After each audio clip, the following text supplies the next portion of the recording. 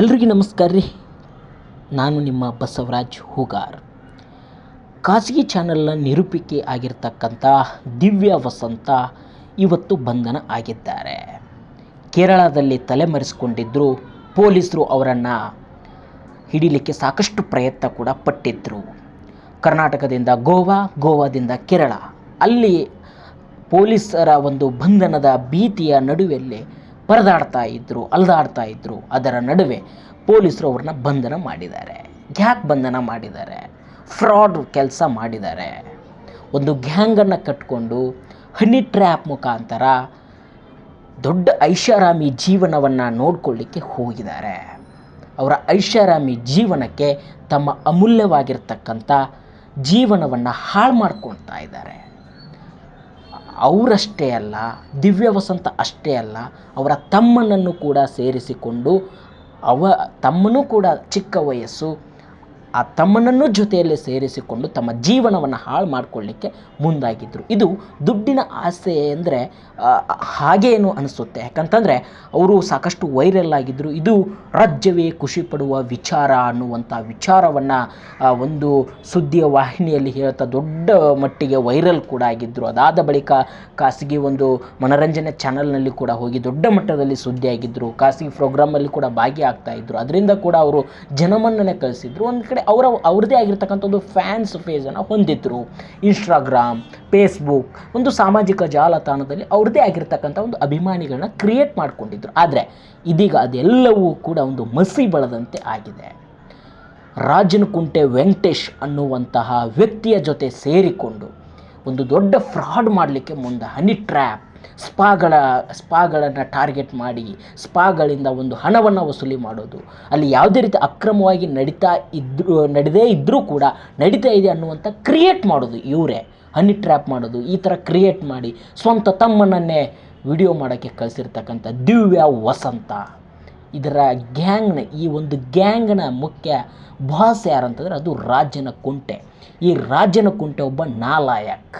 ಯಾಕಂತಂದರೆ ಪತ್ರಕರ್ತ ಆಗಿ ಈ ರೀತಿಯಾಗಿರ್ತಕ್ಕಂಥ ಕೆಟ್ಟ ಯೋಚನೆಗಳಿಗೆ, ಈ ರೀತಿಯಾಗಿರ್ತಕ್ಕಂಥ ಈ ಒಂದು ಸುದ್ದಿಯಲ್ಲಿ ಇರುವಂತಹ ರಾಜನಕುಂಟೆ ವೆಂಕಟೇಶ್ ಇಡೀ ಮಾಧ್ಯಮ ಲೋಕಕ್ಕೆ ಒಂದು ಕಳಂಕ ಇದ್ದಂತೆ.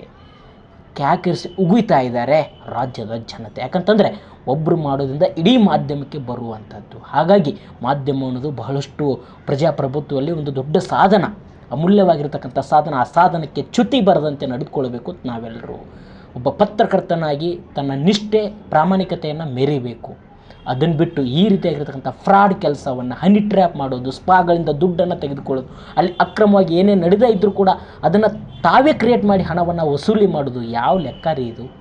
ಅದಕ್ಕೆ ಒಂದಿನ ತಪ್ಪಿಸ್ಕೋಬೋದು, 2 ದಿನ ತಪ್ಪಿಸ್ಕೋಬೋದು, 3ನೇ ದಿನ ಸಿಗಲೇಬೇಕು. ಅದೇ ರೀತಿಯಾಗಿ ಈ ರಾಜನಕುಂಟೆ ಆ್ಯಂಡ್ ಗ್ಯಾಂಗ್ ಸಿಕ್ಕಿಬಿದ್ದಿರೋದು. ಇವತ್ತು ಸಿಕ್ಕಿಬಿದ್ದಿದ್ದಾರೆ. 3-4 ದಿನದಿಂದ ಜೈಲಿನಲ್ಲಿದ್ದಾರೆ. ಆದರೆ ದಿವ್ಯಾ ವಸಂತ ತಪ್ಪಿಸ್ಕೊಂಡಿದ್ಲು. ಅವಳನ್ನು ಕೂಡ ಈಗ ಕೇರಳದಲ್ಲಿ ಪೊಲೀಸರು ಬಂಧನ ಮಾಡಿದ್ದಾರೆ.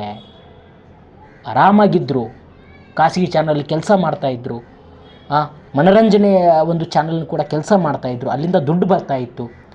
ತಾಯಿ ತಮ್ಮನ ಜೊತೆ ಆರಾಮಾಗಿ ಒಂದು ಕಾರ್ ಗಾಡಿ ತೊಗೊಂಡಿದ್ರು, ಸಾಕಷ್ಟು ಜೀವನವನ್ನು ಎಂಜಾಯ್ ಮಾಡ್ತಾಯಿದ್ರು. ಇಂಥ ಒಂದು ಸಂದರ್ಭದಲ್ಲಿ ಇವರು ಕೆಟ್ಟ ದಾರಿಗೆ ಯಾಕೆ ಇಳಿದ್ರು ಅನ್ನುವಂಥದ್ದು ಅವರೇ ಉತ್ತರಿಸಬೇಕಾಗುತ್ತೆ. ಇವತ್ತು ಬಂಧನದಲ್ಲಿದ್ದಾರೆ. ಅವರಷ್ಟೇ ಅಲ್ಲ, ಒಂದು ಚಾನಲ್ಗೂ ಕೂಡ ಈ ರಾಜನಕುಂಟೆ ವೆಂಕಟೇಶ್ ಒಂದು ಖಾಸಗಿ ಚಾನಲ್ನ ಮರ್ಯಾದೆಯನ್ನು ಕೂಡ ತೆಗೆದಿದ್ದಾನೆ. ಅವನ ಒಂದು ಸ್ವಂತ ಹಿತಾಸಕ್ತಿಗಾಗಿ ಅದೇನು ಯಾವ ರೀತಿಯಾಗಿ ಬೆಂಬಲ ಕೊಟ್ಟಿದ್ದಾರೋ ಗೊತ್ತಿಲ್ಲ. ಆದರೆ ಆ ಒಂದು ಖಾಸಗಿ ಚಾನಲನ್ನು ಹಾಳು ಮಾಡಿದ್ದಾರೆ, ಅದರ ಹೆಸರನ್ನು ಹಾಳು ಮಾಡಿದ್ದಾರೆ.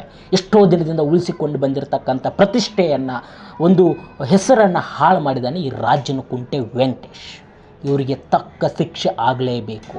ಇಲ್ಲಾಂತಂದರೆ ಈ ಒಂದು ರಂಗಕ್ಕೆ, ಅಂದರೆ ಮಾಧ್ಯಮ ರಂಗಕ್ಕೆ ಒಂದು ಕೆಟ್ಟ ಹೆಸರು ಬರುತ್ತೆ. ಹಾಗಾಗಿ ಇವ್ರ ಮೇಲೆ ತಕ್ಕ ಶಿಕ್ಷೆ ಆಗಲೇಬೇಕು ಇವರಿಗೆ ಅನ್ನುವಂಥದ್ದು ಜನರು ಕೂಡ ಆಗ್ರಹ ಮಾಡ್ತಾ ಇದ್ದಾರೆ. ಸಾಮಾಜಿಕ ಜಾಲತಾಣ ಸಾಕಷ್ಟು ವೈರಲ್ ಆಗ್ತಾ ಇದೆ.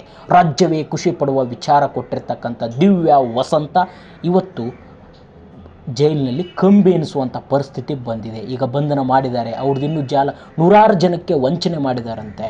ಎಷ್ಟೋ ಜನಕ್ಕೆ ಹನಿ ಟ್ರ್ಯಾಪ್ ಮುಖಾಂತರ ಲಕ್ಷ ಬಾಚಿದಾರಂತೆ. ಕಂಪ್ಲೇಂಟ್ ಕೊಡ್ತಾ ಇದ್ದಾರೆ.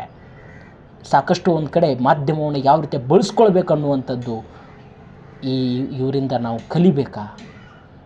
ಎಲ್ಲರೂ ಕೂಡ ಕ್ಯಾಕರಿಸುಗೊಳ್ತಾ ಇದ್ದಾರೆ. ಇವರಿಂದ ಎಲ್ಲರಿಗೂ ಕೂಡ ಕಳಂಕ ಆಗ್ತಾ ಇದೆ. ಹಾಗಾಗಿ ಇಂತಹ ಒಂದು ಕಡೆ ಒಂದು ಒಳ್ಳೆ ಬೆಳೆ ಇದೆ ಅಂದರೆ ಅದರಲ್ಲಿ ಕ್ರಿಮಿ ಕೀಟಗಳು ಇರ್ತವೆ, ಇಲ್ಲ ಅಂತ ಹೇಳ್ತಿಲ್ಲ.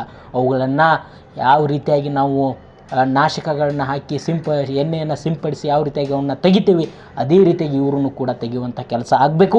ಅದನ್ನು ನಮ್ಮ ಕರ್ನಾಟಕ ಪೊಲೀಸ್ ಅಧಿಕಾರಿಗಳು ಮಾಡ್ತಾ ಇದ್ದಾರೆ. ಸೊ ಹಾಗಾಗಿ ಯಾವುದೇ ಅಕ್ರಮವಾಗಿ ನಡೆದರೂ ಕೂಡ ಪೊಲೀಸರು ಅದನ್ನು ಸೂಕ್ತವಾಗಿ ತನಿಖೆ ನಡೆಸಬೇಕು. ಅವರನ್ನು ಸೂಕ್ತವಾಗಿರ್ತಕ್ಕಂಥ ಶಿಕ್ಷೆಯನ್ನು ಕೊಡಿಸಲೇಬೇಕು. ನಮಸ್ಕಾರ.